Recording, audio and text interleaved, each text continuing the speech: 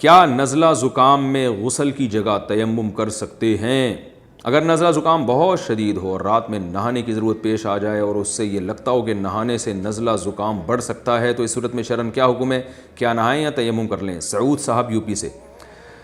جناب نزلہ زکام کھانسی میں نہانے سے کوئی نقصان نہیں ہوتا اگر گرم پانی سے نہایا جائے اور نہانے کے بعد اچھی طرح تولیے سے جسم کو خشک کر لیا جائے تو اس سے کوئی نقصان نہیں ہوتا، آپ نہائیں۔ ہوتا یہ ہے کہ لوگوں کو سستی ہو رہی ہوتی ہے خاص طور پہ سردیوں میں نہاتے ہوئے، تو وہ پھر سستی پہ یہ لیبل لگا دیتے ہیں کہ ہمیں نقصان ہوگا، تو سستی نہیں کرنی چاہیے۔ غسل فرض ہو گیا، آپ اٹھیں پانی گرم کر کے نہائیں۔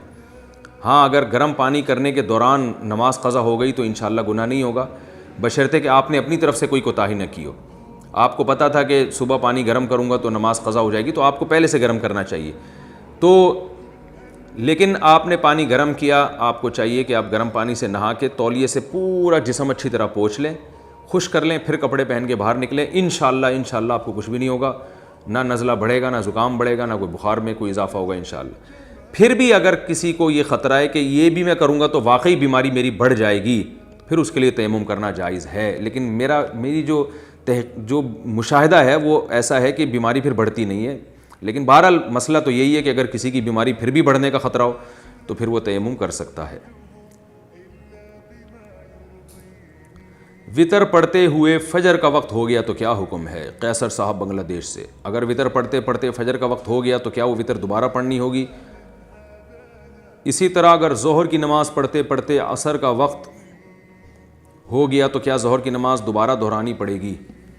دیکھیں فجر کی نماز پڑھتے پڑھتے اگر سورج کا کنارہ نکل گیا تو فجر کی نماز فاسد ہو جاتی ہے، وہ تو آپ کو دوبارہ پڑھنی پڑے گی۔ باقی جتنی بھی نمازیں ہیں، ایک نماز پڑھتے ہوئے دوسری نماز کا وقت داخل ہو گیا تو گناہ تو ہوگا کہ آپ نے نماز ٹائم پہ کیوں نہیں پڑھی، لیکن نماز خراب نہیں ہوتی۔ تو وطر پڑھتے ہوئے بھی اگر قضا ہو گئی وطر کی نماز اور فجر کا وقت داخل ہو گیا تو وطر آپ کے کمپلیٹ ہو گئے، البتہ گناہ ہوا کہ آپ نے وطر میں جلدی کیوں نہیں کی، آپ نے اپنے ٹائم پہ مکمل کیوں نہیں کی نماز کو، اتنا دیر سے آپ نے کیوں پڑھی۔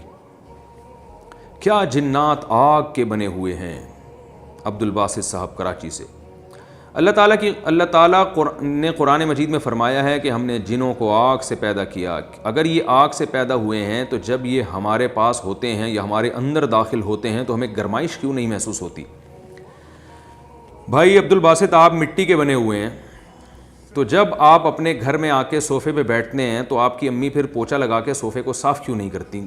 صوفہ مٹی کیوں نہیں ہوتا؟ جب آپ کارپیٹ پہ سوتے ہیں تو کارپیٹ کو جھاڑو سے پھر صاف کیوں نہیں کرتے؟ آپ تو مٹی ہیں تو مٹی ہر چیز مٹی ہو جانی چاہیے۔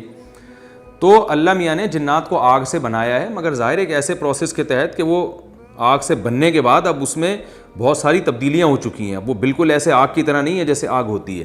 تو جیسے انسان کو مٹی سے بنایا تو ہے، لیکن اب یہ والی مٹی اس میں اس طرح سے نہیں ہے کہ اس میں پودے بھی اگنا شروع ہو جائیں۔ اب آپ نے جناب کیا کیا کہ کوئی خربوزے کے بیج کھا لیے تو اب کیونکہ مٹی میں چلے گئے وہ خربوزے کے بیج، اب یہاں سے خربوزے کی بیلیں نکلنا شروع ہو جائیں آپ کے اندر سے، تو ایسا نہیں ہوگا۔ تو ایک پروسیس کے تحت اس میں کیمیائی عوامل ہوئے ہیں، وہ اللہ ہی بہتر جانتا ہے کیا ہوئے ہیں، تو وہ اس کے بعد جو ہے اس کی ماہیت چینج ہو چکی ہے۔ یہی وجہ ہے کہ جنات بھی جہنم میں جائیں گے جو نافرمان ہیں، اور ان پہ آگ اثر کرے گی، حالانکہ آگ پہ تو آگ اثر نہیں کرتی۔ جیسے مٹی پہ انسان کو جب مٹی کا ڈھیلا مارا جائے تو اس کو لگتا ہے نا، وہ اثر کرتا ہے، حالانکہ انسان تو مٹی سے بنا ہے۔ تو ایسے ہی جنات کو جب آگ میں ڈالا جائے گا تو وہ جلیں گے آگ میں، ان کو تکلیف ہوگی اس سے۔ اللہ تعالی ہم سب کو جہنم کی آگ سے محفوظ رکھیں۔ تو یہ اس کی علامت ہے کہ وہ آگ سے بنایا تو گیا لیکن اس کی ماہیت چینج ہو چکی ہے۔ کچی زمین کو پاک کرنے کا طریقہ، نادیہ صاحبہ خانیوال سے پوچھتی ہیں اگر کچی زمین ناپاک ہو جائے تو اسے پاک کرنے کا کیا طریقہ ہے؟ اگر اس پر مٹی لیپ کر اوپر ذرا سا پانی لگا دیا جائے تو کیا زمین پاک ہو جائے گی؟ بھائی زمین پہ اگر کسی جانور نے یا بچے وغیرہ نے پیشاب وغیرہ کیا ہے اور وہ ناپاک ہو گئی ہے تو مٹی والی جو زمین ہے نا، یہ جب خشک ہوگی تو خود بخود پاک ہو جائے گی، اس کو الگ سے پاک کرنے کی ضرورت نہیں ہے۔ دھوپ پڑتی ہے اور وہ نجاست زمین میں جذب ہو جاتی ہے تو خود بخود پاک ہو جاتی ہے۔ اسی طرح گوبر زمین میں پڑا ہوا تھا، اگر وہ اوپر ہے تو وہ تو ناپاک ہے، لیکن جب وہ خشک ہو کے کھاد بن جائے گا اور مٹی میں بالکل مکس ہو کے اس کی اثرات اور بدبو ختم ہو جائے گی تو وہ بھی پاک ہو جائے گا۔ تو مٹی کو پاک کرنے کے لیے الگ سے کوئی پروسیس کی ضرورت نہیں ہے۔ وہ ہاں اگر کوئی ایسی جگہ مٹی ہے جہاں پیشاب کیا ہے کسی جانور نے اور یا کوئی نجاست پڑی ہوئی اور آپ وہاں نماز پڑھنا چاہتے ہیں اور وہ خشک نہیں ہوئی تو پھر اس کو جو ہے وہ اس میں پانی بہا دیا جائے تو بھی پاک ہو جائے گی، نہیں تو کھود کے اس کو اوپر نیچے برابر کر دیا جائے، اور وہ اوپر کی سطح نیچے جب چلی جائے گی تو اوپر والی سطح پہ نماز پڑھنا آپ کے لیے جائز ہوگا۔